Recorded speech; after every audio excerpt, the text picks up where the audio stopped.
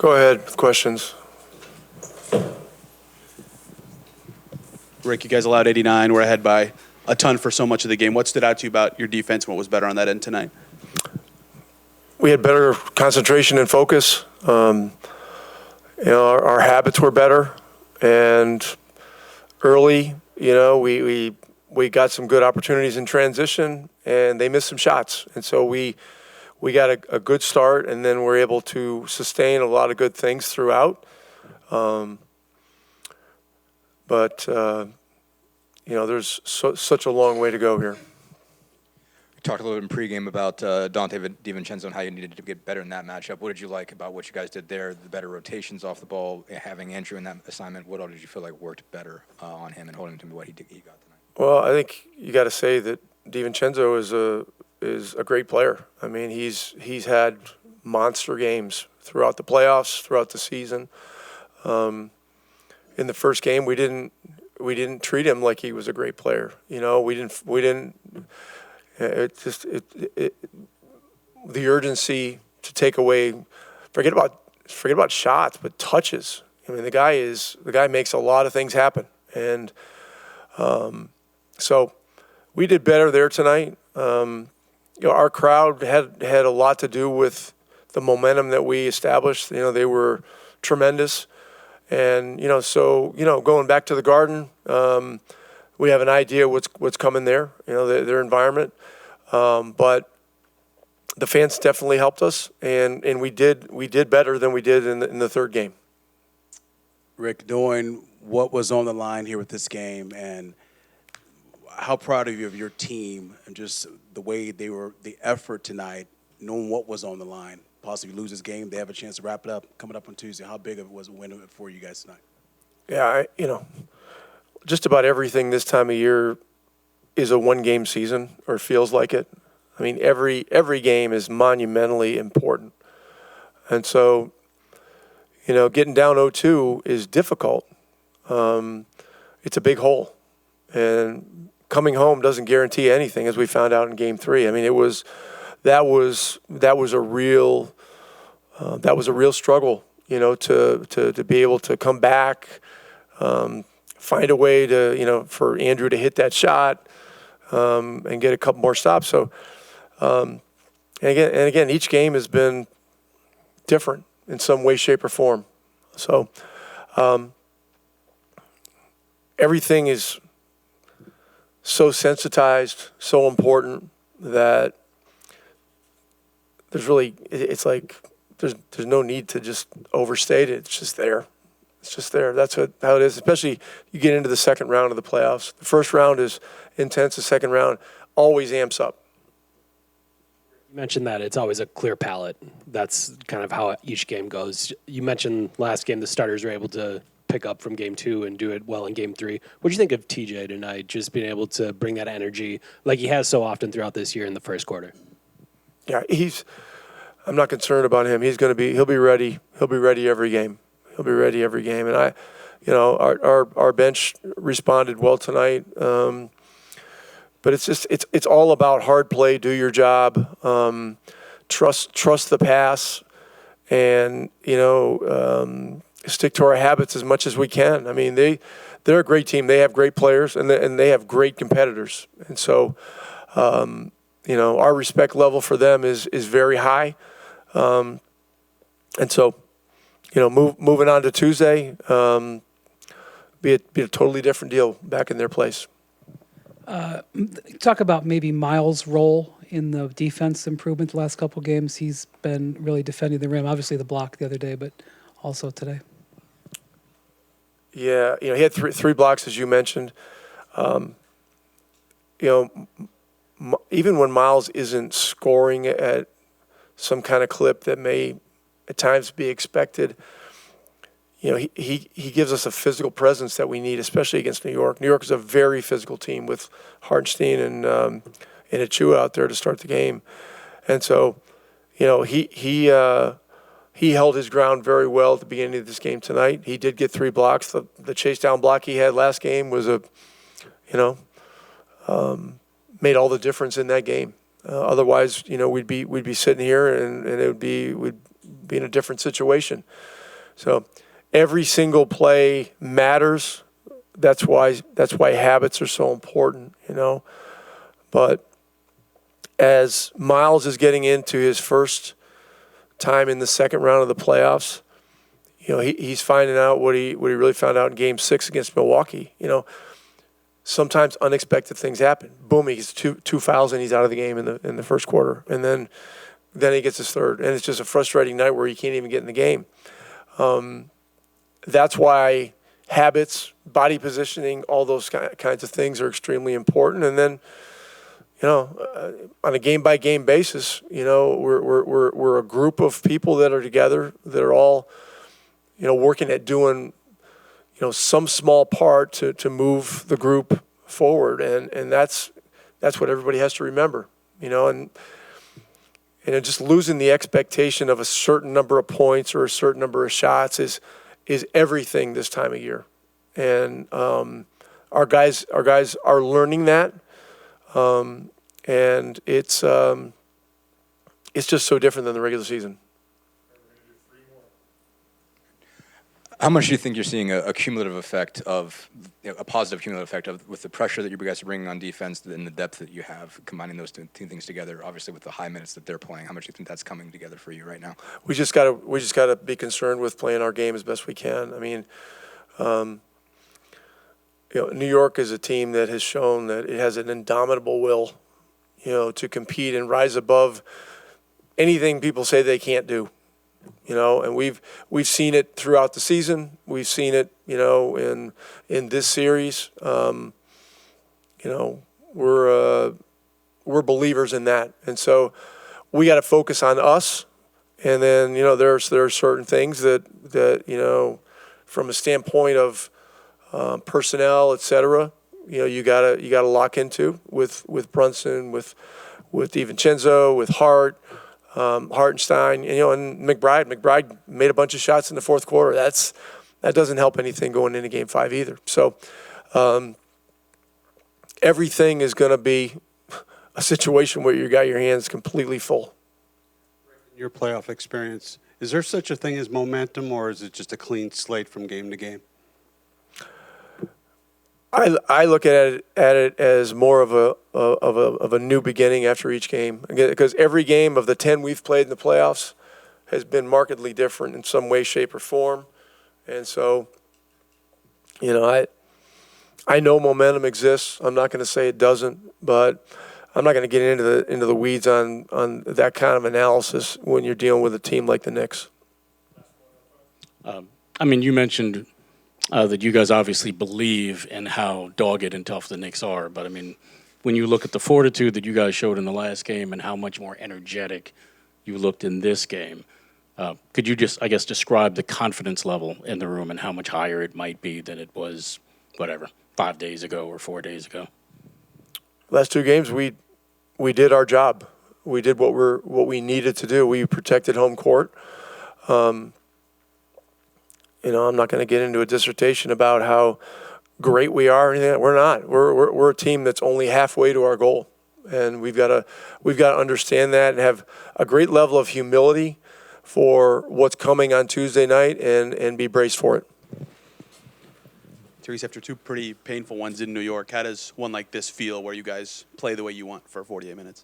Yeah, it just feels good to get a win. But we got to understand at the end of the day, all we did was do our job and win, 2 games at home. So we understand the magnitude of Game 5, and we'll be prepared for that. Pascal talked before the playoffs even about not getting too high after the peaks and too low after the low points. What does he say after a game like this, even though you guys did just play so well? I think we all just communicated, just not being so amped that, the score was what it was. You know what I mean? I think just understand that this is, at the end of the day, it doesn't matter how much you win or lose by. It's a win or a loss. It's all that really matters. So at the end of the day, all we did was, win a game and handle our business at home, truthfully. And now going back to the Garden where, we lost 2, felt like we should have got a win there. So we got to be prepared to go for 48 minutes when we get there.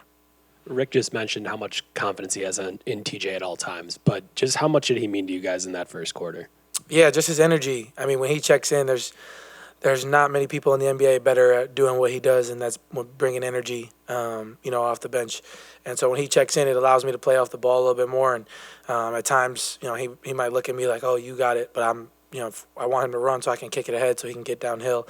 But yeah, his energy is just contagious, and everybody kind of flows off of that.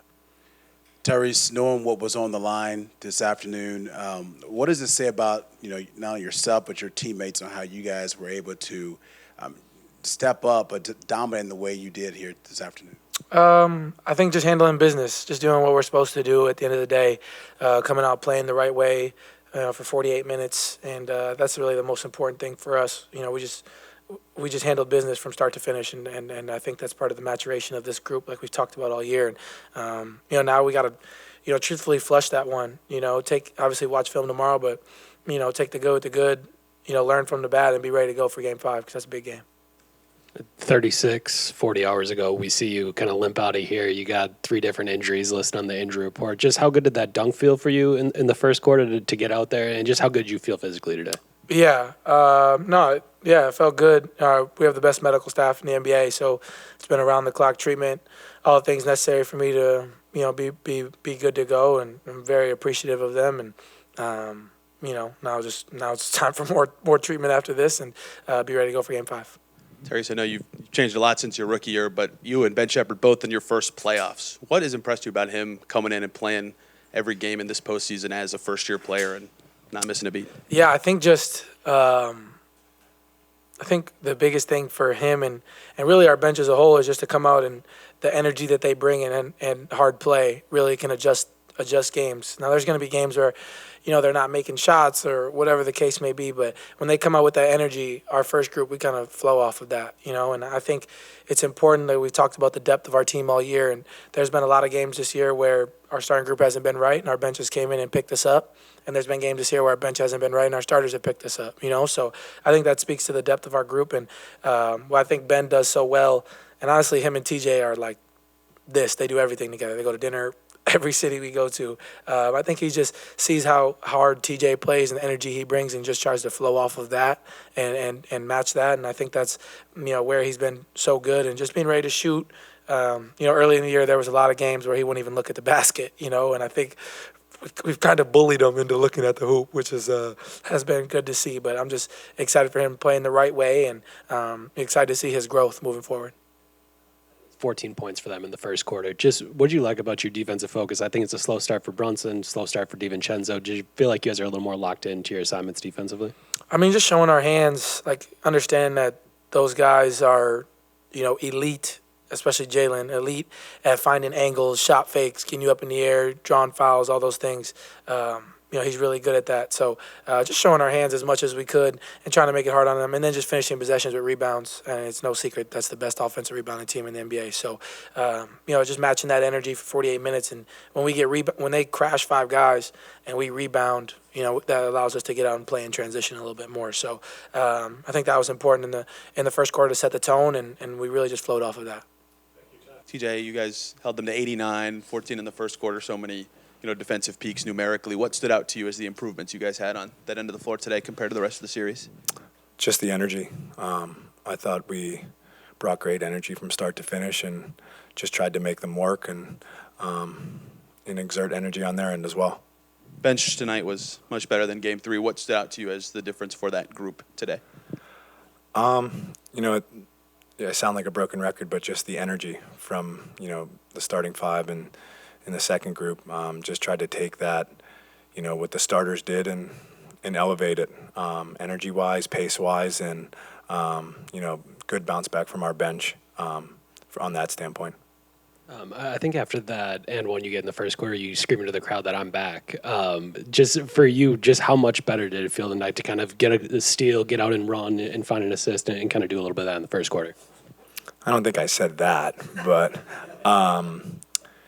I don't know. It was, we got 2 wins here in front of our crowd, just like they did. And, credit to our fans who brought great energy. It's, we love playing in front of them. But, New York took care of home court. We took care of home court. And, we're walking into MSG and we know what type of environment it's going to be. They have a great fan base, and obviously they play really well there, so we have to be very prepared.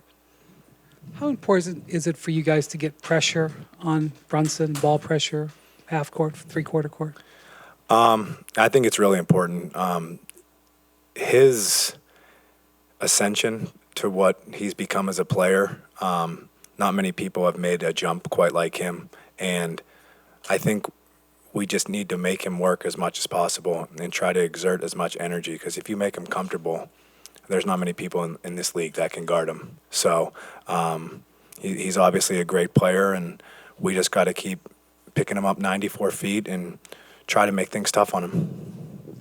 Now most of your minutes are with him, and you talk to him a lot, behind the scenes. But Ben Shepherd, to be a rookie, playing as much as he does in the postseason, I mean, could you imagine doing that when you were that young, and what stands out to you about him doing that at his age? His maturity. Off the court, he's as immature as it gets. But on the court, he's mature beyond his years. I'm just kidding about off the court, but he's so important to our team on both ends with the pace and the energy he brings, his ability to shoot the ball. He's really helped us so much, and we're really lucky to have him. TJ, you've been around this league for some time, and I know like many players, you don't take these wins for granted, but the way yourself and this team responded here tonight, what did you learn about yourself and your teammates here?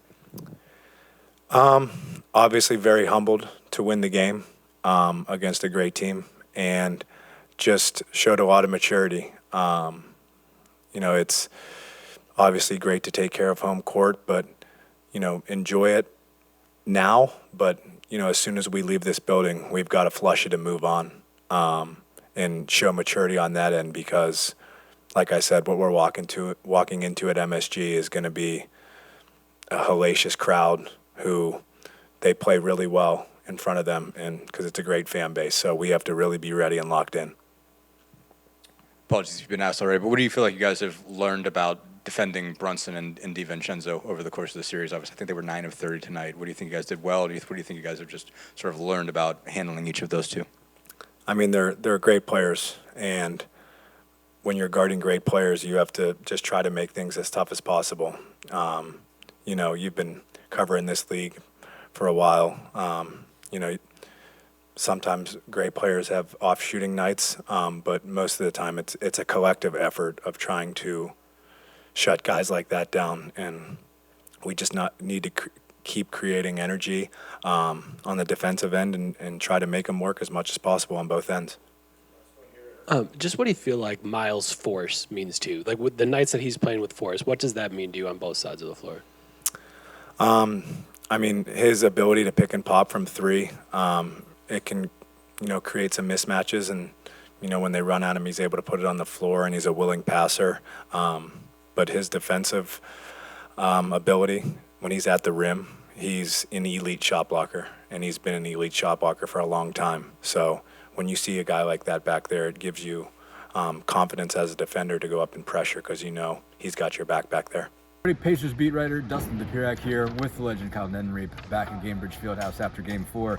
A blowout I certainly didn't see coming. 121-89. The Pacers win this one. They tie the series. It goes back to Madison Square Garden on Tuesday for Game 5 even. Total blowout beginning to end, 34-14 in the first quarter, and just went from there. Basically, obviously you don't usually think defense when you think Pacers with this team that led the league in scoring and was in the bottom 5 in just about every major defensive category you had. They were the second worst defense in the playoffs coming into today, but they pretty much shut these Knicks out. As well as you can. Just what stood out to you about just what they were able to do defensively and how they managed to turn this one into a rout here. It felt like coming off the game on what night? Well, Friday night. Mm-hmm. That the advantage for the Pacers. You come back, you play 36 hours later. You're like that. Mm-hmm. You're the younger team. You're the fresher team. Sure. The Knicks obviously battling injuries and short bench and all those things seemed to play in their favor. But really did. if I would have thought, 34-14, I wouldn't have. I don't think either one of us would have expected that. No one probably did. Right, and it wasn't. I mean, I think there has been some cumulative effect of the amount of pressure defense they're playing, the amount of depth they're using.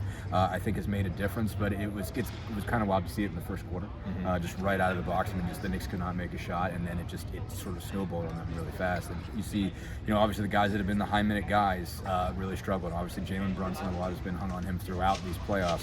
He's 6 of 17, 0 of 5 for 3, still managed 18 points because he's Brunson, and he'll find a way to get fouled or get a bucket somewhere. But DiVincenzo, who was, really got a lot of clean looks in this series, 3 of 13, he was 1 of 6 from 3. Brunson was 0 of 5. So, those guys combined, they're 9 of 30, 1 of 11 from 3-point range, and that's obviously, if you're the Knicks, it's undoable. And then you throw in Josh Hart, had 2 points, 1 of 6 from the field. He only played a little bit less than 24 minutes. They probably needed that from him just to give him a little bit of a break because he's been throwing up 48s. But I mean, those 3 guys certainly have been exceptional in these playoffs, and they were able to do a good job of defending all 3 of them. Yeah, and credit the bench. I'm writing about this actually, but the bench for the Pacers didn't play great in Game 3. Thought tonight, they came out. The starters obviously played well to start off with. They came in and kind of took it to another level. T.J. McConnell, Obi Toppin was very good. Shepard played well again. So all those guys, I think, were all part of it. It was a cumulative effort from everybody out there. And I think something you'll be writing about too is that I sense a common theme, and you mentioned this in the media room, but no one was willing to really get make giddy a big with deal. this. Yeah, exactly. I mean, there was definitely a sense of this is going to change in Game 5, and I think there was awareness of you got some shot variance there that broke your way. That they missed some shots they usually make. There is some level of fatigue that you're seeing them on the Knicks, but you saw some of that fatigue in the first series against the 76ers, and then they rallied and took that one. And so I think I asked Rick Carlisle if he saw a cumulative effect of pressure defense, and he was not taking that bait at all, not for even the slightest second. He's basically the Knicks are a really good team. He didn't even play with that. He was just and I think the sentence, I think it was, they have an indomitable will to do what people think they can't. And I think that the point was driven home of if you think you've worn these guys down, if you think they're finished, if you think they're gasping for air and that their minute load is too much now and they're not going to be able to get back up, you are wrong. And not only are you wrong, you're going to go to the Garden and they're going to have that entire crowd behind them. Going up to the Garden will be very, very, and winning a game will be very, very difficult for these Pacers to do. But they guaranteed themselves they'll at least get back here. At the very least. Even if Game 5 is a total disaster, even if they go up there and get slammed, they get to come back here, and they haven't lost in these playoffs yet in this place. And this was it was a weird game, it felt like, because all these games have seemed like have come down to the wire. They've been great games into the fourth quarter. For this to be totally different as well. Yeah, no. It felt almost like a preseason. In the fourth quarter, it was very... exactly. I mean, you see some of these games over the course of the year. And sometimes it's against 2 competitive teams, 2 really good teams, and just somebody has a bad night, and it's the fourth quarter, and it's nice for us because we get to write that entire time. I get to actually make that, actually foul at the buzzer when I'm supposed to. But that was helpful in this particular case. But you only get so many games like that over the course of a year. You get a little bit more in the regular season because sometimes when it's it's 10-15 with 5 minutes to go, someone might just put on the brakes and say, we don't need this one that bad. It's a regular season game. Usually playoffs, there's a higher bar for you're going to empty your bench. You got to be down by a lot more going in the fourth, and that's how much the Knicks were down by. I mean, they were down by got to play your whole bench scenario. I mean, it's probably good for them. They probably had to be reminded that they've got guys on that bench who can actually play basketball against what Tom Thibodeau apparently thinks.